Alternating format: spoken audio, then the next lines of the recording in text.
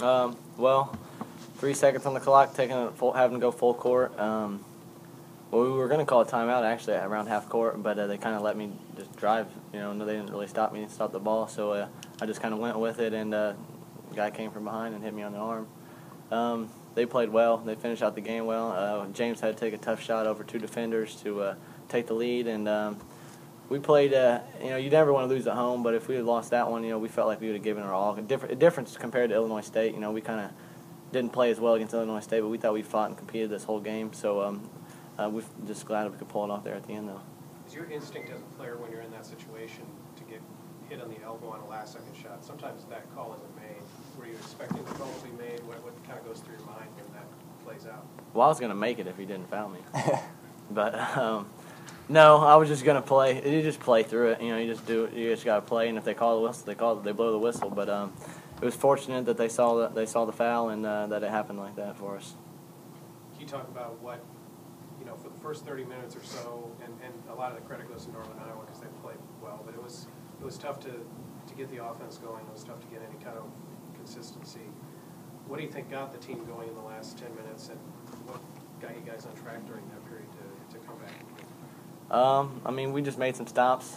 We kept our pace up on offense. I don't really think that it was necessarily the last 10 minutes that we stepped up. We kind of been fighting with them in and out the whole game, and they they were up the whole game basically. So we grinded on them, and we just made it tough for them to get shots, and it just turned our way in the last 10 minutes. Kind of wore down on them, but that's what they try and do too. Coach Jacobson's a great coach, and he has that team ready to go against anybody. And we just wanted to play a full game of 40 minutes, and we were able to do that and stay composed in the last 10 minutes to take the lead and finish off. RJ, can you talk about some of your shots fell right at the beginning of the period when you guys started to whittle away at their lead, and it's my understanding you were also given the defensive chains that just talk about having an all-around effort. The offense is what people see, but really it was both ends when we did it. It just felt good to play well again. I haven't been playing all that bad, but not, I don't feel like I've been doing my part, to help these guys get stops and win games. And I was fortunate enough to been shooting a lot of extra shots lately, and was fortunate enough to have some fall. And once you see them fall, it gives you that little boost of confidence to hit those open shots. And these guys did a great job of finding me. We had a couple of plays drawn up to where a pop or something and get a shot. But defensively, they really took it at me last time we played Northern Iowa at their place, and I was in foul trouble the whole game, and I just tried to make a concerted effort to not get sealed, not get overpowered in the post, and I think that's probably why I got the chains. Man, you talk about you had some big shots in that period as well, and just talk about kind of being patient and letting the game come to you a little bit. The shots weren't really there in the first half, and you didn't take them. You took some tough shots in the second half and made them. Just talk about it. It seemed like you had a pretty good feel for the game today and when to get yourself into rhythm. This is a good team we're playing, and they pack it in, and they take away a lot of the drives, and they set up for charges. So you can't force anything against this team, and there was no need to.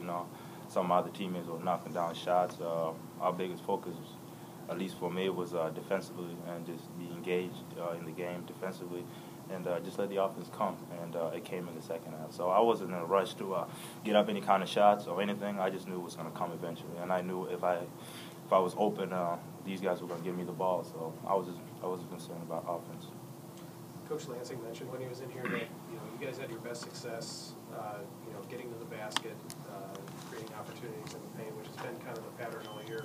It seems like sometimes, though, it's hard to get that going early. It seems to come later in games.